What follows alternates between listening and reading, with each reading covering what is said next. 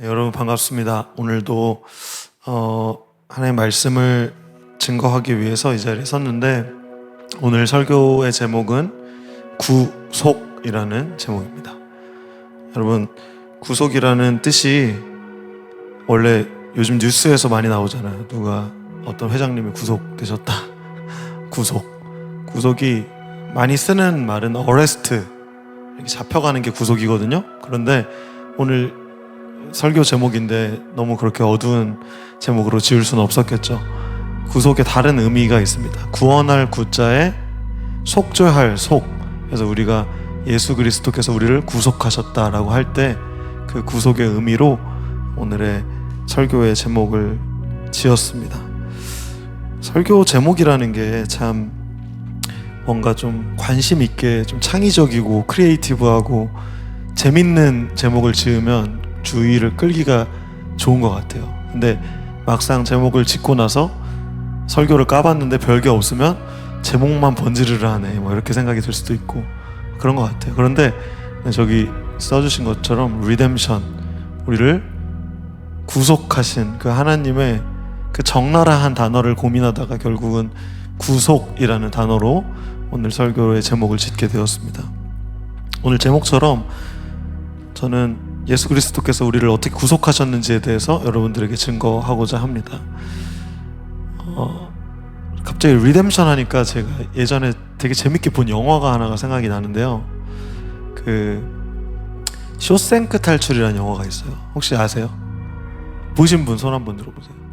쇼생크 탈출 안 보신 분들은 꼭 보시면 좋겠습니다. 왜냐하면 여기에도 기독교적인 세계관이 담겨 있거든요. 거기서 쓴 리뎀션도 탈출로 번역을 하긴 했지만 사실은 구속입니다. 네, 리뎀션. 네, 그냥 한번 얘기해보고 싶어서 얘기해봤고요. 네. 쇼생크 탈출, 옛날 영화예요. 네. 오늘 이 구속에 대한 얘기를 하기 전에 사실 제가 설교를 여러분 잘 모르시겠지만 3부작으로 준비를 했습니다. 그래서 지금 창세기 첫 번째 우리를 찾아오셨던 하나님, 그래서 하나님이 우리를 창조하시고 우리를 찾아오신 하나님에 대해서 얘기를 했고, 두 번째는 지난주에 우리가 짓게 된 죄, 타락, 그리고 선악과를 먹게 된 이야기를 지난주에 했습니다. 그래서 지난주까지만 얘기를 들어보면 되게 우울한 것 같아요. 우리가 타락하고 죄를 지음으로 인해서 최근에 있었던 흉기 난동 사건이라든지 수많은 죄들, 그리고 불의해 보이는 이 세상, 이 모든 것들이 굉장히 우울하게 느껴집니다. 이 타락과 저주, 이 세상의 악과 고통을 보면 우리의 삶마저도 우리가 살아가는 모든 순간마저도 굉장히 허무하게 느껴지곤 합니다. 도대체 우리는 무엇을 위해서 살고 이 세상의 역사와 그리고 그 목적은 무엇인가? 이러한 허무하고 좀 심오한 생각에 빠지게 되는 것 같습니다. 세상에서는 참 안 좋은 소식, 자극적인 소식만 우리에게 전해져 오는 것 같고, 우리는 이제 지난주 설교를 통해서 그것들이 우리의 선악과를 먹음, 그리고 타락, 그 죄로 인하였다는 것을 알게 되었는데요. 그러나 그럼에도 불구하고 오늘 제가 여러분들에게 선포할 하나님의 말씀은 좋은 소식입니다. 굿뉴스, 복음, 구속입니다.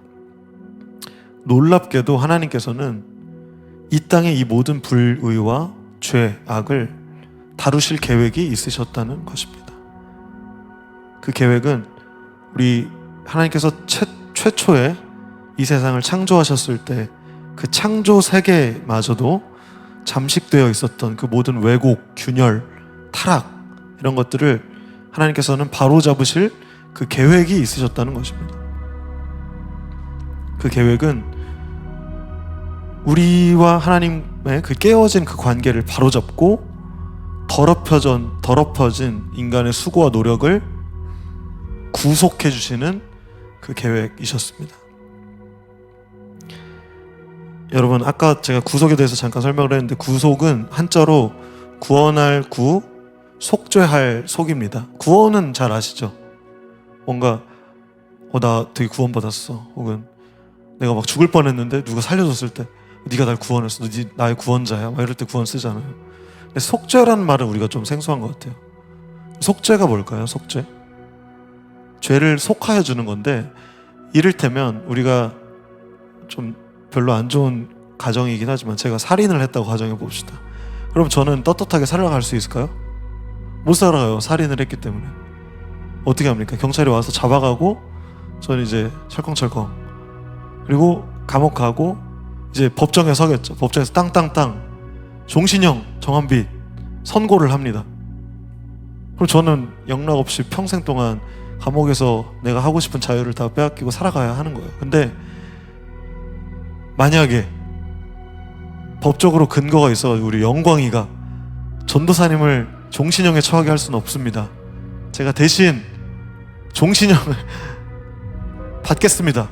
갑자기 판사가 오케이 그래서 영광이가 저 대신에 이제 감옥에 들어갔어요. 이게 속죄입니다. 속죄. 이해가 되시죠? 되게 엉뚱한 것 같고 되게 바보 같은 일 같지만 영광이한테는 저를 꼭 살리고 싶었던 그런 마음이 있었나 봐요. 가정입니다만. 그래서 우리를 구원하시고 속죄하실 그 구속의 계획이 하나님께 다행히도 있으셨다는 것입니다. 우리가 왜곡되고 균열을 일으킬 것을 하나님은 이미 알고 계셨습니다. 여러분, 세상의 이 모든 역사에는 만물이 새로워지고 또 회복되리라는 약속의 실타래가 엮여 있습니다. 이 약속은 먼저 하나님께서 선택하신 그 나라 이스라엘, 그리고 하나님 나라를 통해서 이루어지고, 나중에는 모든 나라들 가운데, 열방 가운데 그분을 위해 사는 모든 사람들에게로 그것이 확장되도록 그 실타래는 짜여져 있는 것입니다. 이 약속의 가장 놀라운 점 무엇이냐면요, 모든 죄 그리고 악, 불의를 일으킨 사람이 선악과를 따먹은 인류였어요. 인간이었어요. 그런데 그 인간을 중심으로, 그 인간의 회복을 중심으로 초점에 놓고 하나님께서 계획하신다는 것이 가장 중요한 일입니다. 우리가 가장 주목해야 할 이야기입니다. 오늘 본문을 한번 보겠습니다. 우리 오늘 본문 전까지는요, 첫 번째 뱀, 그리고 하와, 그리고 아담이 저주를 받는 이야기가 나옵니다. 우리 지난주 이야기였죠. 그런데 이제 오늘 본문부터는 소망의 불씨가 조금씩 살아가는 것 같습니다. 20절을 함께 보겠습니다. 아담이 20절 띄워주세요. 자기 아내의 이름을 하와라고 짓습니다. 그리고 그 하와라는 뜻은 생명의 어머니가 되었기 때문에 하와라고 이름을 지었다고 나와 있습니다. 그런데 이제 그 전에 우리 지난주 말씀이었던 15절을 잠깐 띄워주시면, 3장 15절, 그 전에는 하나님께서 여자라고 부르셨어요. 지금까지는 하와라고 이름 짓기 전에는 모든 창세기 1, 2, 3장에 여자라고 부르셨습니다. 그런데 왜 이 아담이 아내에게 하와라고 이름 지었는지를 알 수 있게 해줍니다. 15절에 보면 하나님이 이제 저주를 하시면서 또 하나의 소망을 선포를 하시는데, 내가 너와 여자를, 지금 뱀한테 하시는 말씀이에요. 하나님이 뱀, 너랑 여자랑 서로 원수가 되게 하고 네 뱀의 자손과 여자의 자손은 원수가 되게 할 것이다. 여자의 자손이 내 머리를 부수고 너는 그의 발꿈치를 물 것이다 라고 하나님이 선포하셨기 때문이에요. 이것을 아담은 믿었습니다. 믿고 오늘 이 20절에서 자기 아내의 이름을 하와라고 지은 것입니다. 이 하와라는 이름은요, 히브리어인데 생명이라는 뜻입니다. 그리고 제가 어렸을 때부터 항상 궁금한 게 하나 있었어요. 왜 아담과 이브가 있고 아담과 하와가 있을까? 하와랑 이브는 다른 사람인가? 고민해 보신 적 없으세요?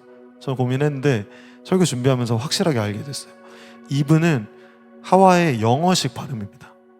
네, 그래서 EVE로 이제 음역했던 그 단어들을 영어식으로 읽은 게 이제 이브였어요. 그래서 똑같은 말입니다. 그래서 아담과 하와, 아담과 이브 똑같습니다. 그런데 이 이브, 하와 둘 다 어떤 의미냐면요, 명입니다. 재미있게도 우리 지난주 19절 말씀에서 너는 흙으로 돌아갈 것이다, 너는 이제 죽음을 맛볼 것이다 라고 마지막 저주를 선포하시는데, 하와의 이름의 뜻은 생명이라는 것이에요.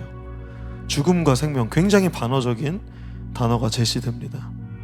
여러분, 타락한 이후에 인간에게는 온갖 불행의 그림자가 드리워졌습니다. 우리 사회, 뉴스, 모든 것들을 바라봐도 너무나도 악하고 불의한 것 투성이라는 것이죠. 결국은 우리는 죽게 되어 있습니다. 우리 모두는 생명이 이 땅에서의 삶, 그리고 우리의 육체의 삶은 한계가 있어요. 다 죽음을 맛봅니다. 죽을 수밖에 없는 존재가 됐어요. 그러나 오늘 이 20절 말씀을 보면 결국 죽을 수밖에 없었던 우리 존재가 이 음울했던 분위기가 상반되어서, 반전되어서 다시 눈부신 희망의 빛을 우리는 이 말씀을 통해서 볼 수가 있습니다. 하나님께서 여자의 자손을 통해서 이루실 이 예언은 아담의 이 하나님의 말씀을 믿었던 이 믿음부터 시작해서 아브라함, 다윗, 모든 족보에 이르러서 결국 누가 오십니까? 예수 그리스도가 오세요. 그리고 그 말씀을 성취하십니다. 그리고 이 생명의 약속을 하나님께서는 성취해 주신다는 것입니다. 그리고 더 나아가서 예수 그리스도를 믿고 있는 여기에 모이신 모든 여러분들에게까지 이 생명은 이어지고 있다는 것입니다. 그래서 제가 또 그리고 말씀 준비하면서 또 느낀 건데, 여기서 말씀을 보시면은 생명의 어머니 이렇게 나오잖아요. 근데 생명의라는 히브리어가 하이더라고요. 하이. 제 아들 이름이 하이인데, 하이 이름을 되게 잘 지었구나. 원래는 하와이에서 허니문 베이비로 생겨가지고 태명으로 하이라고 지었었어요. 하와이라고 부를 수는 없으니까. 근데 이름의 뜻을 지어보니까 하나님 사랑, 이웃 사랑. 너무 좋네. 꿈보다 해몽이라고 하이로 지었는데, 오늘 말씀 또 준비하다 보니까 히브리어 하이가 생명이라는 뜻이구나. 그래서 여러분들 하이를 저랑 같이 맨날 다니니까 수련회 때도 보시고 자주 보실 텐데, 하이를 볼 때마다 너는 생명이라는 뜻이구나, 이 의미를 부여하셔서 우리가 예수를 믿는 생명의 존재라는 것을 꼭 기억하셨으면 좋겠어요. 여러분, 사람은 의미를 부여하는 존재입니다. 이름을 짓는 것은 의미를 부여한다는 뜻이에요. 영광이에게 영광이라는 이름이 있는 것, 우리 예린이에게 예린 이름이 있는 것, 이 이름을 지을 때 그 부모님들, 조부모님들, 다양한 분들의 그 생각과 통찰과 뜻이 담겨져 있는 것입니다. 그래서 우리도 이름 짓는 삶을 명령받았잖아요. 지상 명령으로. 그래서 이름을 지을 때 그 사람들을 통찰하시고 거기에 의미를 정확하게 부여하실 수 있는 여러분들이 되셨으면 좋겠습니다. 하와의 의미에 대해서 알아봤고요. 우리 다음 장으로 넘어가겠습니다. 첫 번째 설교에서 언급했던 3장 21절인데요. 여호와 하나님께서 21절 보여주세요. 아담과 그의 아내 하와를 위해서 가죽옷을 지어서 입혀주십니다. 여러분, 이 말씀이 우리에게 굉장히 중요한 말씀이라고 제가 지지난주 설교 때 말씀을 드렸던 것 같아요. 이 동물 가죽으로 옷을 입혀줬던 것도 우리가 이전 말씀을 좀 보면 좋은데요. 창세기 3장 7절도 띄워주시면 감사하겠습니다. 3장 7절입니다. 이 아담과 하와가 선악과를 먹었어요. 그래서 눈이 밝아졌습니다. 그리고 발가벗고 있었다는 것을 깨닫고 겨우 급급하게 옆에 있었던 무화과 나뭇잎으로 옷을 만들어서 몸을 가립니다. 이 자신의 수치를 가리기에 급급했던 아담과 하와에게 하나님께서 비로소 튼튼한 가죽옷을 입혀주십니다. 원어에 보면 이 옷은 무화과 나무 잎으로 엮었던 옷은 치마 혹은 가리개로 번역될 만한 굉장히 약소한 옷이에요. 정식 의복이 아닙니다. 그런데 오늘 말씀 이 21절 가죽옷이라는 것에 있는 원어인 옷은요, 정확한 의복, 전체를 가릴 수 있는 의복을 의미합니다. 여러분, 우리가 아무리 가려봤자 손바닥으로 하늘 가릴 수 없습니다. 우리의 죄는 가리고 해봤자 날마다 부끄럽고 다시 노출돼요. 그러나 하나님이 지어주시는 이 놀라운 가죽옷을 여러분이 입게 되시기를 예수님의 이름으로 축복합니다. 이 가죽옷이 뭡니까? 무엇을 의미합니까? 가죽을 지으려면 동물을 죽여야 했어요. 동물은 죄가 있습니까? 죄가 없어요. 그냥 있다가 눈에 띈 거야. 너 가죽옷으로 입히기 좋겠다 하셨겠지, 하나님께서. 저는 잘 모르지만. 그래서 죽었어요. 이 얼마나 억울한 일이야, 동물의 입장에서. 그러나 이것은 예수 그리스도를 분명히 예표하고 있습니다. 예수님은 죄가 없으신 분이셨어요. 그러나 우리의 죄를, 그리고 인류의 모든 죄를 위해서 그분은 어린 양과 같이 죽임당하셨습니다. 오늘 이 3장 21절 말씀, 첫 번째 속죄 제사, 우리의 죄를 대신해서 양들 죽이고 비둘기 죽이던 그 옛날의 제사들의 첫 번째 시작이에요. 첫 번째 예배였어요.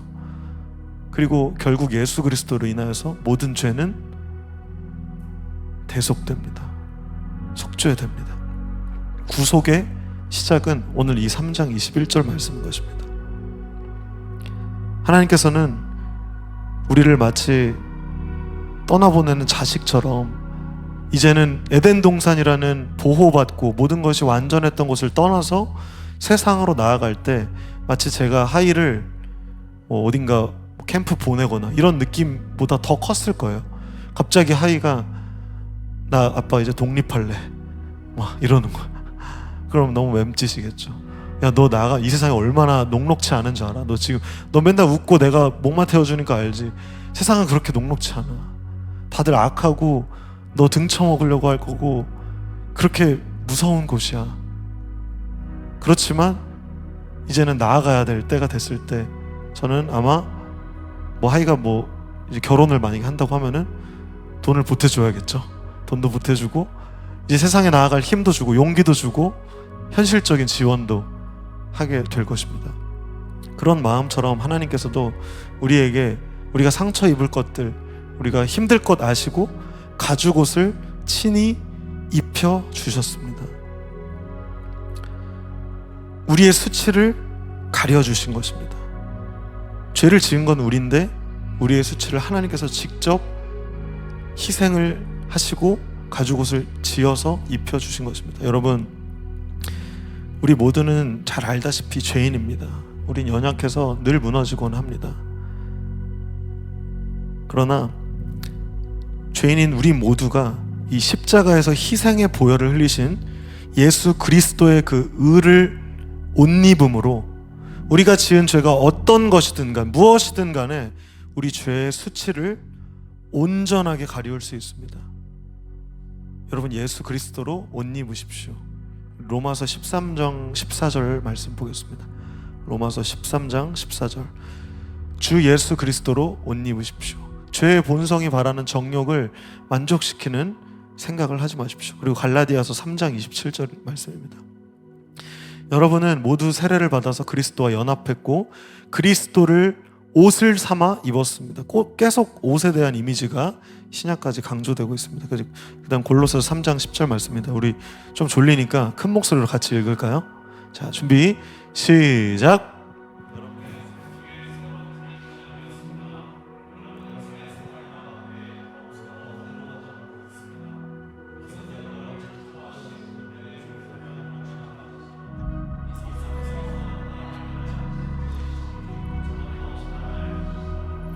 네, 여러분, 그리스도로 옷 입으면 새로운 삶은 시작됩니다. 그것은 한번 일회적인 게 아니에요. 자, 나 그리스도의 옷을 입었어. 나 이제부터 이게 아니에요. 우리의 삶은 계속해서 더러워집니다. 계속해서 죄를 지어요. 우리의 본성이 죄인이기 때문에. 옷을 입으면 더러워져요. 그러나 옷을 빨고 또 새로운 옷을 계속해서 우리는 그래서 입어야 하는 것입니다. 예수 그리스도는 날마다 우리에게 새롭게 다가오십니다. 날마다 우리에게 새 옷이 되어주셔서 튼튼한 가죽옷이 되어주셔서 우리의 모든 죄를 도말하시고 우리를 새롭게 하시는 분이십니다. 그리고 우리는 하나님을 알아가는 그 지식이 점점 더 자라나게 될 것이라고 말씀이 분명히 약속하고 있습니다. 여러분, 하나님께서 그분의 계획을 펼치기 위해서 인간이 직접 되셔서 이 창조 세계에 들어오셨습니다. 하나님께서 친히 인간의 몸을 입고 예수님이 되어서 이 창조 세계에 뛰어드셨다니까요. 그리고 완전하고 죄 없는 삶, 곧 인간이 어쩔 수 없이 빠져있는 그 악과 불의의 그물망, 그 실탈에 조금도 영향이 받지 않는 삶을 사셨습니다. 예수 그리스도께서 이 세상에 그리고 이 역사의 중심이 되십니다. 그리고 또 예수께서는 자신의 사명이 살고 죽고 다시 사는 것이다 라고 하시면서 그것이 만물을 회복시킬 장대한 계획의 출발점이라고 겸손하게 말씀하신 것을 우리는 복음서에서 볼 수 있습니다. 또한 예수께서 돌아가시기 며칠 전에 군중 앞에서 하나님과 그분의 계획에 대해서 말씀을 하셨는데요, 하나님께서 말씀하신 메시지의 주요 주제 중 하나는 하나님께서 새로운 사물의 질서를 선도하시겠다고 약속하신 것입니다. 그리고 예수께서는 그것을 다시 오실 하나님 나라라고 약속하셨습니다. 이것은 이 하나님 나라를 통해서 하나님이 영화롭게 되시고 창조 세계의 중심이 죄악이었던 것에서 원래 완전한 질서, 회복을 하는 것을 말합니다. 예수께서 직접 병과 장애를 고치시고 심지어 죽음을 생명으로 일으키시는 것을 맛보기로 보여주셨어요. 그리고 그 공동체에 만연했던 불의, 종교 지도자들이 계속해서 저질렀던 악들, 그리고 유대인들이 가지고 있었던 모든 불의에 예수께서는 직접적으로 도전하셨습니다. 그리고 하나님 나라의 모습을 짧게나마 보여주셨습니다. 여러분, 그 새로운 나라는 예수 그리스도 안에서 그 모습을 찾을 수도 있습니다만 예수께서 다시 오시기 전까지는 완전히 실현되지는 않을 것입니다. 그래서 이것을 신학적인 용어로 하나님의 나라가 이미 왔지만 아직 오지 않았다, 그래서 already but yet 이라는 표현을 사용합니다. 여러분, 하나님 나라는 이미 이 가운데 있습니다. 믿으십니까? 하나님 나라가 이 DY 공동체 청년부 예배 가운데 있다는 거 믿으십니까? 그리고 앞으로 오실 하나님 나라가 있다는 걸 믿으십니까? 이미 이 가운데 오시고 앞으로 오실 하나님 나라를 우리는 소망하며 살아가는 것입니다. 여러분, 예수께서 약속하셨습니다. 하나님 나라는 완벽하게 정의롭고 부정부패와 거짓, 괴롭힘, 재난, 고통, 죽음, 이 사회에 만연한 모든 죄악, 불의, 이런 것들이 없는 세계입니다. 즉 원래 하나님 창조하셨던 에덴 동산의 모습으로 하나님 나라를 통하여서 회복시키실 것이라는 것입니다. 우리는 이것을 구속이라고 부릅니다. 그리고 복음, 복된 소식이라고 부릅니다. 여러분, 우리가 이 땅 가운데서 열심히 살아가 봐야 길어야 100년이에요. 여러분, 우리 역사를 다 돌아봤을 때 100년은 굉장히 짧습니다. 돌아보면 돌아볼수록 돌아온 나날들이 너무 짧아요. 그리고 내가 한 것은, 내가 원대한 꿈을 가지고 비전을 가지고 살아갔지만 내가 한 것을 돌아봤을 때는 여전히 헛되고 부족하고 부질없고, 심지어 그것을 성취했어도 그것이 사실 별게 아니었다는 것을 우리 마음속 깊은 곳에서는 알 수 있습니다. 그러나 우리의 목적과 우리의 방향과 우리의 가치관을 분명히 해서 그 하나님 나라의 정신에 입각한 가치관을 가지고 우리가 이 세상을 바라본다면 우리는 더 이상 헛된 것을 바라지 않게 됩니다. 아니, 오히려 우리가 죄를 지을 수 있고 범죄할 수 있고 죄악 가운데 있을 수 있는 우리의 가능성을 다 일축시키고 온전히 그 하나님 나라의 가능성에 우리는 잇대어 살아갈 수 있게 되는 것입니다. 여러분, 우리 함께 에덴의 모습으로 회복했으면 좋겠습니다. 우리가 이 구속을 기억하고 하나님 나라 가운데 한 걸음 한 걸음 나아가는 우리 모두가 되었으면 좋겠습니다. 예수 그리스도를 통해서 완전한 정의가 이 세상에 들어오십니다. 불의로 가득한 우리는 아무리 권력을 잡아도 부패와 균열로 오염을 피하지 못합니다. 완전한 정의는 어쩌면 지금 여기에 이미 오셨고 하나님 나라를 기뻐하고 확장하는 곳에 이미 오셨으며, 또한 나중에 예수께서 하나님 나라와 함께 회복을 온전히 가져오실 것입니다. 여러분, 또 중요한 사실은 여러분 한 명 한 명이 이 하나님 나라의 확장을 가져오는 손과 발이 될 수 있다는 사실입니다. 여러분, 우리는 구경꾼이 되면 안 됩니다. 이 하나님 나라 백성이 되기 위하여서 우리는 이 하나님 나라의 손과 발이 되기를 예수님의 이름으로 권면합니다. 하나님 나라 시민으로서 이 모든 삶과 이 모든 문화의 이슈들을 이제는 비로소 옳은 안경을 가지고, 우리의 도수에 맞는 안경, 깨끗한 안경을 끼고 이 세상을 바라보아야 한다는 것입니다. 로마서 3장 10절 12절 말씀 띄워주세요. 로마서 3장에는 이렇게 이야기했습니다. 성경에 이렇게 기록되어 있습니다. 의인은 한 사람도 없다. 깨닫는 사람도 없고 하나님을 찾는 사람도 없다. 모두가 곁길로 나가 하나같이 쓸모없이 되었다. 선한 일을 행하는 사람은 단 한 사람도 없다. 우리는 원래 이렇게 죄악 가운데 죽어질 수밖에 없었던 죄인이었습니다.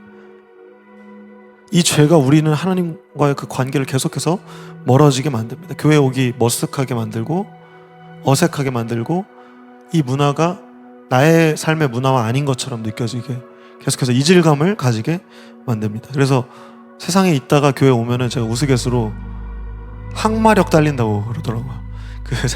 교회 문화에 적응 안 되시는 분들, 나 교회 항마력 딸린다 뭐 이런 표현을 하더라고요. 그러나 그것은 그 안경이 없기 때문이에요. 여러분, 기독교 세계관의 안경을 쓰십시오. 그리고 예수께서 어떤 의미로, 어떤 구속으로 우리 삶 가운데 오셨는지, 지난주 설교와 지지난 설교에서 말씀드리는 것처럼 창조, 타락, 구속이라는 이 세 가지 원리를 입각해서 이 세상을 바라볼 수 있는 눈이 여러분들에게 있기를 예수 그리스도 이름으로 축복합니다. 그리고 마지막으로 제가 북해 이야기를 잠깐 하면서 우리의 정체성을 이야기하며 설교를 마무리하려고 합니다. 여러분, 제가 옛날에, 지금은 막 살찌고 이래서 그렇지만 별명이 유재석이었어요. 안경 써서 그런지 유재석 닮았다는 이야기를 좀 하더라고요, 제 친구들 중에. 근데 유재석이 지금까지도 엄청 인기가 많잖아요. 그리고 뭔가 건드리면 안 될 것 같은 존재이고, 부캐가 되게 많아요, 유재석이.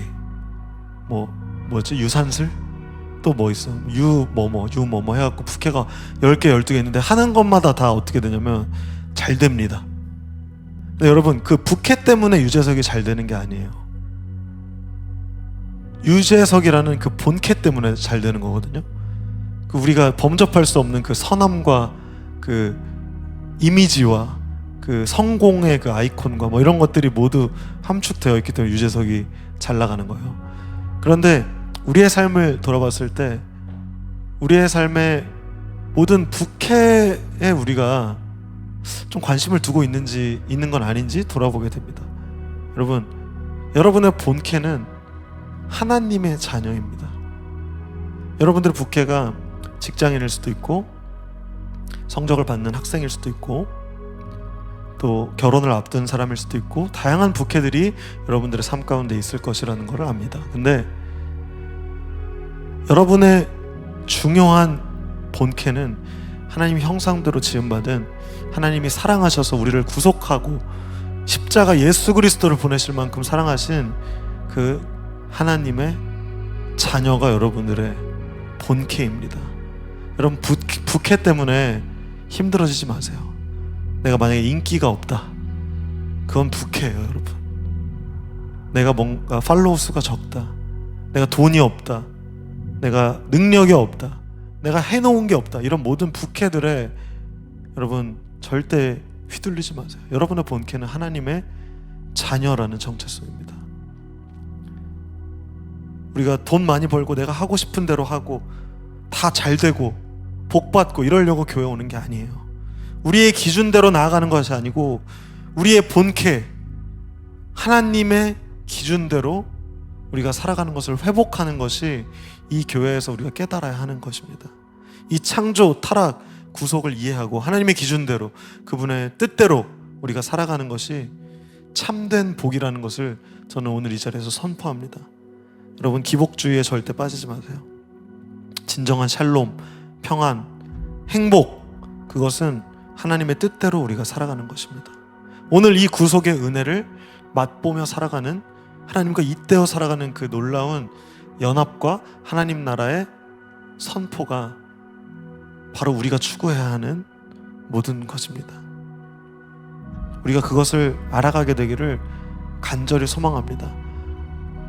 미리 들으신 분들, 이미 알고 계신 분들 많으실 거예요.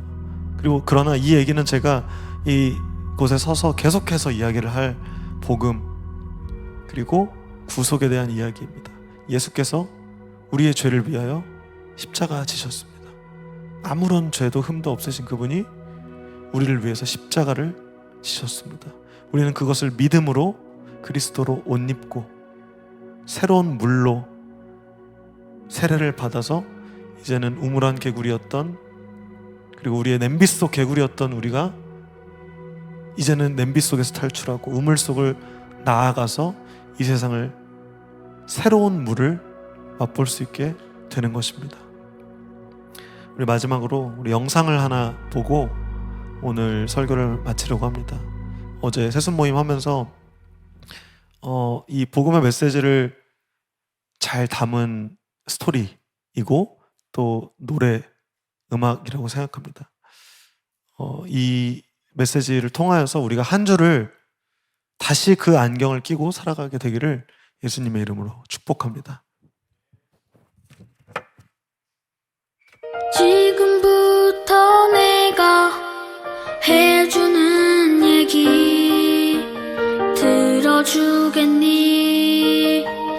믿어주겠니? 옛날 어느 나라에 함께 살았던 왕자와 왕의 이야기. 언제부턴가 그 나라에는 몹쓸 병이 돌고 있었대. 사랑과 용서보다 미움과 싸움이 커져만 가는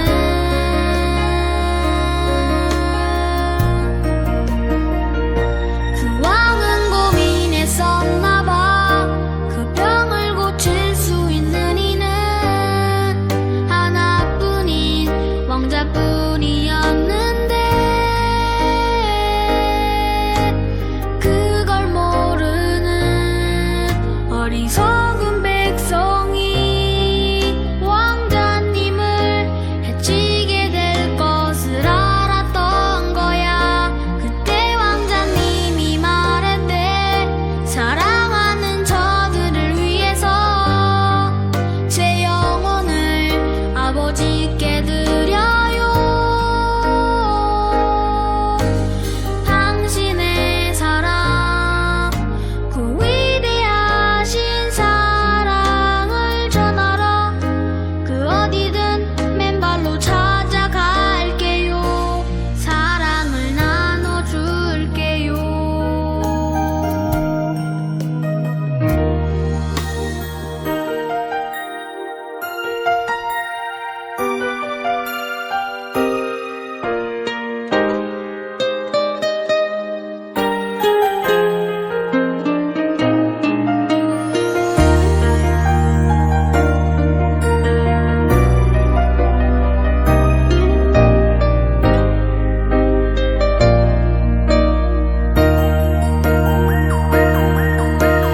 추운 곳에서 어두운 곳에서 매일 사랑을 가르쳤대. 항상 기뻐하라고 기도하며 감사하며 살라고.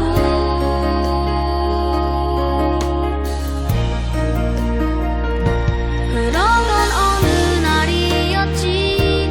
어리석은 백성들이 그만 왕자님을 해치고야 만 거야.